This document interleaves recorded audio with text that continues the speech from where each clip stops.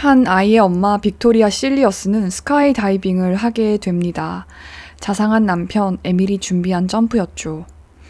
그런데 낙하산은 치명적으로 고장이 나 땅으로 곤두박질 쳤고 빅토리아는 치명적인 부상을 입었습니다. 형사들이 밝혀낸 진실은 충격적이었어요. 남편인 전직 군인 에밀이 아내를 살해하려고 낙하산을 조작한 것이었죠. 샤킹의 쇼킹한 사건 일지. 오늘 들려드릴 이야기는 낙하산 살인사건에 관한 이야기입니다. 2015년 빅토리아는 1년 만에 스카이다이빙을 준비하고 있었어요. 그날은 남편이 두 번째 아이의 출산을 기념하기 위해 준비한 특별한 날이었습니다. 오후 4시, 빅토리아는 4,000피트 상공에서 추락해 낙하산을 펼치지 못했고 땅으로 추락합니다. 여러분, 참고로 강원도에 있는 국내 최대 높이의 번지 점프대가 몇 미터인지 아세요? 63미터입니다. 63 빌딩이 250m, 4,000피트는 무려 1,200m가 됩니다. 그러니 여기에서 떨어지면 어떻게 되겠어요? 다들 그녀가 죽었다고 생각했어요. 하지만 추락 지점이 밭가리를 끝낸 지 얼마 안 된 땅이었던 거죠. 그 이후로 기적적으로 생존하게 됩니다. 밭가리를 하면 겨울을 나며 굳어진 토지를 잘게 만들어 공기가 들어가게 돼요. 이렇게 부드러워진 땅이라면 지면의 충격을 줄일 수 있었겠죠. 빅토리아의 무게가 가벼운 것도 충격을 줄이는데 한몫했고요. 하지만 여러분 기억하시죠? 1,000m 이상에서 추락했다는 사실을. 빅토리아는 골반과 갈비뼈가 부러지고 척추가 4군데나 골절되어 폐가 심각하게 손상돼요. 그러나 운 좋게도 살아남게 됩니다. 추락하고 몇 시간 후 처음으로 단순 사고가 아닐지 모른다는 의심의 소리가 막 나와요. 그래서 경찰에 신고를 하게 됩니다. 경찰은 영국 낙하산 협회에 검사를 하였습니다. 그리고 제일 먼저 남편을 의심합니다. 자, 이제 남편에 대해 말해야 할 것이 있어요. 남편인 에밀 실리아스는 남아프리카에서 자라 2004년 영국 군대에 입대하여 체력 훈련 교관으로 일했습니다. 2010년 에밀은 육군에서 빅토리아를 만나고 서로 눈이 맞게 되어 빅토리아는 남편에게 즉각적으로 끌렸다고 합니다. 에밀은 멋지고 매력적이며 낭만적이었다고 하네요.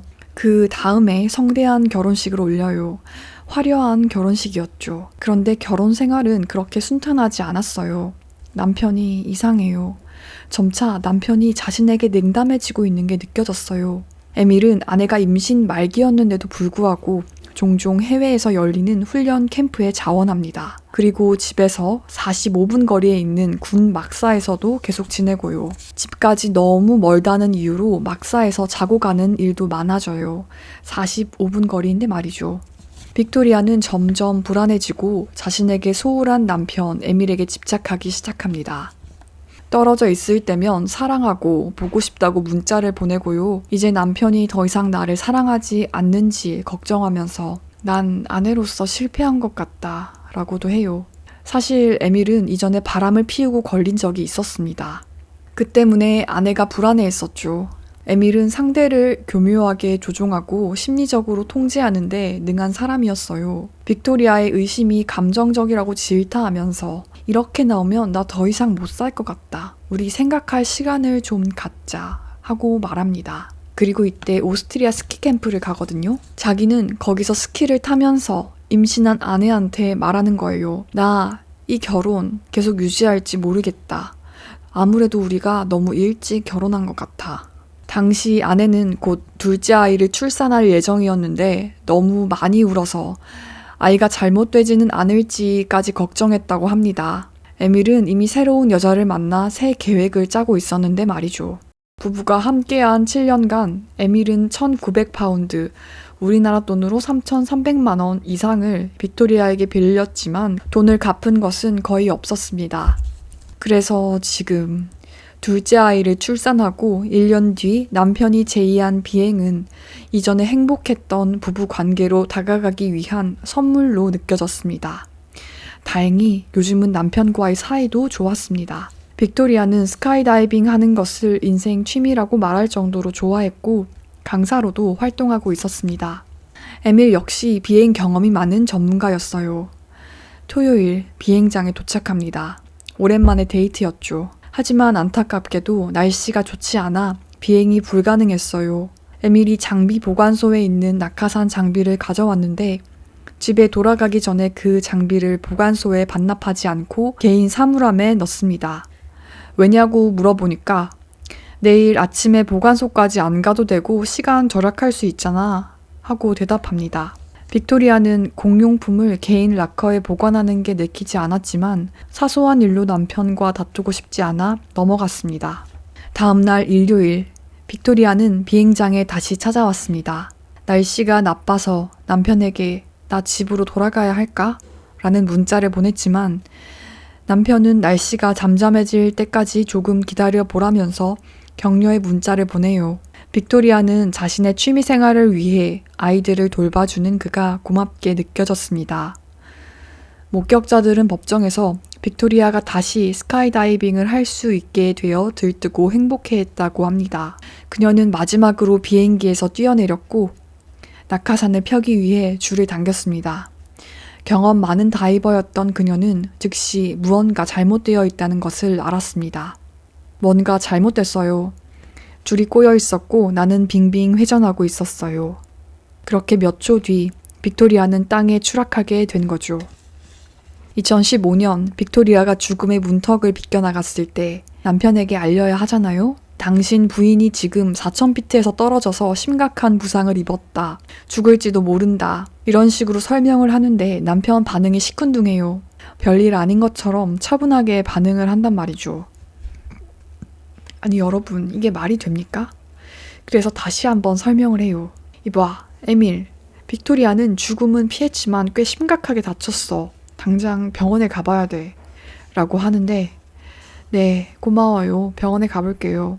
이런 식으로만 무심하게 반응을 한단 말이죠. 약간 냉정하게요. 그리고 몇 주 후에 경찰서에 보고서가 전달이 돼요. 영국 낙하산 협회에서 보낸 거였는데 낙하산 고장에 대해서 장치에 기계적인 결함은 없다 라고 결론이 지어진 거죠. 즉 낙하산은 멀쩡했는데 낙하산 조작자가 미숙했거나 제3자가 개입했을 가능성이 있다고 판단합니다. 그리고 바로 이 시점에서 형사사건으로 전환이 됩니다. 여러분 이렇게 생각하실 수 있을 것 같아요. 스카이다이빙 같은 거 하니까 죽을 확률도 높지 않을까? 사건 사고 종종 들리잖아요. 어디 전봇대에 걸려서 사망했다. 그래서 저도 찾아봤어요. 미국 낙하산 협회에 따르면 2017년 기준 320만 번 중 24건의 사망사고가 있었다네요. 이는 13만 번 중 1명이 사망할 확률이에요. 참고로 여러분, 춤 연습하다가도 사망사건이 발생한대요. 10만 명 중에 1명 사망. 자전거는요, 14만 명 중에 1명 사망이니까 스카이다이빙은 자전거 타다가 죽을 확률이랑 비슷하대요. 행글라이딩은 560번 비행 중에 1명 사망이고요. 같은 항공 스포츠인데 더 위험하죠? 어쨌든 스카이다이빙은 자전거 타다가 죽을 확률이랑 비슷하다고 합니다. 생각보다 안전해요. 이렇게 안전할 수 있는 이유는 2가지 장치 때문이에요. 스카이다이빙은 낙하산이 1개가 아닌 2개입니다. 책가방 같은 가방 안에 일반적인 큰 낙하산이 하나 있고 비상 상황에 사용해야 하는 낙하산 하나는 아주 까다롭게 다뤄진다고 해요. 이걸 접고 포장하는 데는 고급 지식이 필요하고요. 그런데 빅토리아의 사고 당시에 주 낙하산은 줄을 둘둘 감아놓아서 완전히 펼쳐지지 않았고 제대로 부풀지 못했어요. 그래서 빅토리아는 예비 낙하산을 사용하려 했지만 그것도 반밖에 펼쳐지지 않았습니다. 예비 낙하산 양쪽에 2개의 줄들이 있고 그것이 슬링으로 연결되는데 슬링 2개가 제거된 상태였어요. 전문 지식을 가진 누군가의 소행인 거죠. 사실 에밀은 경험이 많은 낙하산 포장 기술자였습니다. 형사들은 에밀을 신문했지만 당시 별 기대는 없었다고 해요. 하지만 에밀은 술술 붑니다. 제가 이중 생활을 하고 있어요. 저 사실 불륜도 저지르고 있고요. 아내 빅토리아를 사랑하지 않아요. 그리고 전에 오스트리아에서 스키 여행 가서 새로운 여자친구 스테파니를 사귀었답니다. 저는 성욕이 강한데 빅토리아는 성욕도 거의 없고요. 저도 힘들어요. 실제 조사해보니까 스키 여행에서 사귄 여자뿐만 아니라 수년 동안 성매매를 정기적으로 합니다. 일주일에 2번씩 꼬박꼬박요. 틴더를 통해서도 만나고 클럽도 가고 아주 그런 생활들을 한 거죠. 왜 경찰 앞에서 그런 것들을 술술 불어놓았냐면요. 에밀은 결국 경찰들이 찾아낼 것을 염려했어요. 실제로 경찰 조사 결과 에밀은 아내가 임신 말기에 오스트리아에서 여자를 사귀었었고 그녀를 인생의 사랑이라고 불렀다고 하네요. 여자친구 스테파니에게 계속 결혼하고 싶다고 말하고 휴가를 계획하고 집은 어디 살지? 이런 것들을 말했다고 합니다. 4월부터는 임의적이고 즉흥적인 일을 할 수 있다 라고 말하면서요. 우연히도 낙하산 사고는 4월에 발생했죠. 그리고 재정적으로는 월급을 담보로 대출을 지고 있었고요. 에밀은 빅토리아를 없애는 것이 2가지 문제를 해결해 준다고 생각했습니다. 빅토리아의 생명보험금에서 상당한 금액을 받기를 원하고 새 출발을 꿈꿨던 거죠. 하지만 빅토리아는 뭔가를 예상한 건지 유산이 자녀들에게 갈 수 있도록 변경해 놓은 상태였다고 합니다. 낙하산 사고 후 빅토리아는 중환자실에 있고 남편이 찾아와요. 보통 여러분 누군가가 크게 다쳐서 병문안 가시면 뭐라고 인사하죠? 몸은 좀 어때? 정말 걱정했어. 이렇게 말하는 게 인지상정인데 남편 에밀은 안부는 일절 없고 보험 서류 뭉치를 잔뜩 가져옵니다. 보험금을 타기 위해서 의사가 서명해야 하는 서류 뭉치였어요. 이리저리 서류를 정리한 그는 그제서야 빅토리아를 보더니 골절된 부위를 이리저리 세어봐요. 골절 부위당 1,000파운드를 받을 수 있는데 그 금액을 계산하고 있었던 거죠. 그 후 시간이 흐른 뒤 형사는 혼란스러워하는 빅토리아에게 이렇게 설명합니다. 당신 남편이 불륜을 저질렀고 당신이랑 헤어지고 싶어 해요. 근데 이 말을 듣고 빅토리아가 처절한 울음소리를 내요. 완전히 세상이 무너진 것처럼 우는 거예요. 배신감에 치를 떨고 화를 내면서요. 경찰과 계속 이야기하면서 이렇게 물어봐요. 최근 몇 주나 몇 달간 평소와 달리 이상한 일이 없었습니까? 빅토리아는 별것 아닌데 하면서 가스가 좀 이상했어요. 라는 말을 흘려요. 이게 사건의 중요한 전환점이 되는데 남편이 아내를 죽이려고 한 게 1번이 아닌 2번이었다는 사실이 밝혀집니다. 추락 사건 며칠 전 에밀은 집에서 가스관을 조작합니다. 그날 아침 빅토리아는 일어나서 부엌으로 내려가는데 강한 가스 냄새를 맡아요. 이게 무슨 냄새야? 가스 냄새가 왜 이리 심해? 하면서 에밀에게 전화를 건단 말이죠. 에밀은 45분 거리의 군 막사에서 전화를 받습니다. 에밀, 나 지금 집인데 가스 냄새가 너무 심해. 그런데 대답이 기묘해요. 남편이 빅토리아, 그런데 가스렌지 켜봤어? 라고 하는 거예요. 섬뜩한 거죠. 아니 그렇게 위험한 짓을 왜 하겠어? 설마 나 죽이려는 거야? 하고 농담 삼아 말하는데 에밀 반응이 차가워요. 네, 에밀은 진심이었던 거죠. 그는 가족 집을 폭파시켜서 아내를 죽이려고 했고 당시 2 아이는 2층 침대에서 자고 있었다고 합니다. 이 정도면 에밀의 살해 증거와 동기가 충분히 파악됐겠죠? 검찰은 에밀 세르스를 2번의 살인미수 혐의로 기소하고 재판을 준비합니다. 첫 번째는 집에 가스 밸브를 조작한 것이고 2번째는 스카이다이빙 낙하산을 고의로 손상시켜 수천 피트에서 떨어지게 한 것이었습니다. 근데 재판에서 에밀 상태가 아주 거만해 보이는 거예요. 자기가 살인사건 혐의로 기소됐는데 말이죠. 근데 이 에밀이 믿는 구석이 있었던 거죠. 그가 믿는 동아줄은 바로 자기가 죽이려 한 아내 빅토리아였습니다. 주요 증인인 빅토리아는 증언을 하러 나오고 돌발 발언을 해요. 애초에 했던 증언을 모조리 부정해버립니다. 경찰들은 내 말을 하나도 듣지 않았어요. 지금 나와 있던 진술들, 남편이 살해범이라는 것들은 제 뜻이 아니고요. 진술을 변경하고 싶어요. 낙하산은 제대로 작동했는데 제가 줄을 잘랐던 거예요. 재판에 있던 사람들은 큰 충격에 빠져요. 최악의 상황이 펼쳐진 거죠. 빅토리아의 돌발 행동은 사건에 큰 영향을 주었습니다. 많은 분들이 이 행동이 이해되지 않으시겠지만 이건 강압적 통제, 가스라이팅 사례라고 합니다. 에밀은 아내를 죽이려고 했음에도 여전히 빅토리아를 강력하게 통제하고 있었습니다. 한 전문가는 이게 자기가 본 가장 심각한 강압적 통제 사례라고까지 합니다. 사이코패스 전문가인 필리다 윌슨은 사건을 지켜보며 에밀은 사이코패스의 모든 징후를 보인다고 말합니다. 위험한 스포츠에 대한 관심, 불륜에 대해 전혀 후회하지 않는 모습, 과도한 소비, 바람기, 공감 능력 부재는 사이코패스에게서 볼 수 있는 공통적인 모습이라고 합니다. 빅토리아의 증언이 없었기 때문에 배시먼은 만장일치 판결을 못 내려요. 그래서 두 번째 재판까지 열리게 되었고 형사들에게 또 한 번의 기회가 주어집니다. 이 강압적 통제, 가스라이팅에 빠진 여자를 한순간에 정상으로 바꿀 수가 없잖아요. 정신이란 게 오랜 시간 걸쳐서 망가지는 거기 때문에 단시간에 정상화하기 어렵단 말이죠. 그래서 형사들은 전략을 바꿔 에밀 세르스가 얼마나 지독하게 나쁜 사람인지 까발리기로 합니다. 스키장에서 만난 애인 스테파니와의 주고받은 문자 메시지를 포함해서요. 당신을 사랑해. 당신과 함께라면 무엇이든 할 수 있어. 4월이 오면 나는 무작위로 행동할 수 있어.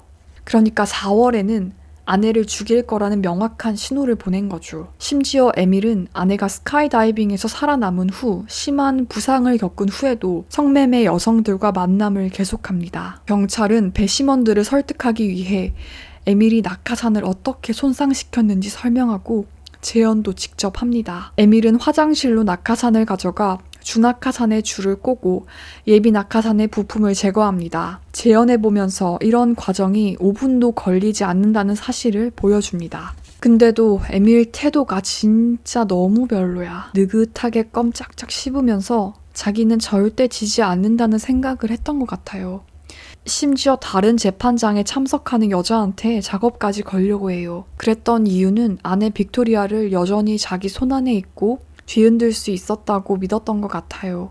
왜냐면 빅토리아는 남편이 자기를 죽이려고 했다는 사실을 못 받아들이고 있었거든요. 빅토리아의 도움은 없었지만 경찰들이 엄청나게 노력한 결과 결국 결실을 맺게 돼요. 에밀은 모든 혐의에 대해 유죄 판결을 받고 종신형을 선고받습니다. 형사 헤나는 이렇게 말합니다. 유죄라는 단어를 들었을 때 정말 감격하고 기쁨의 함성을 내지르고 싶었다. 그렇지만 전문성을 유지해야 했다. 만약 그가 무죄 판결을 받았다면 아내와 함께 살았을 테고 어떤 일이 일어날지 모르기 때문에 그가 감옥에 있어야 하는 게 정말 중요했다.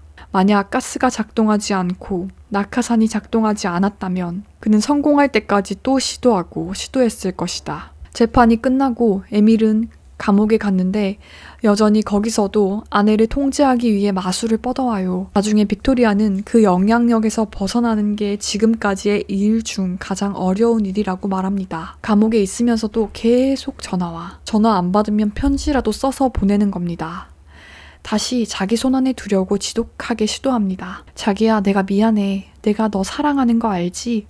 우리 아이들과 시간도 가지고 예전처럼 되돌아가자. 하면서요. 하지만 빅토리아는 결단을 내립니다. 나 이 결혼 이제 더 이상 원하지 않아.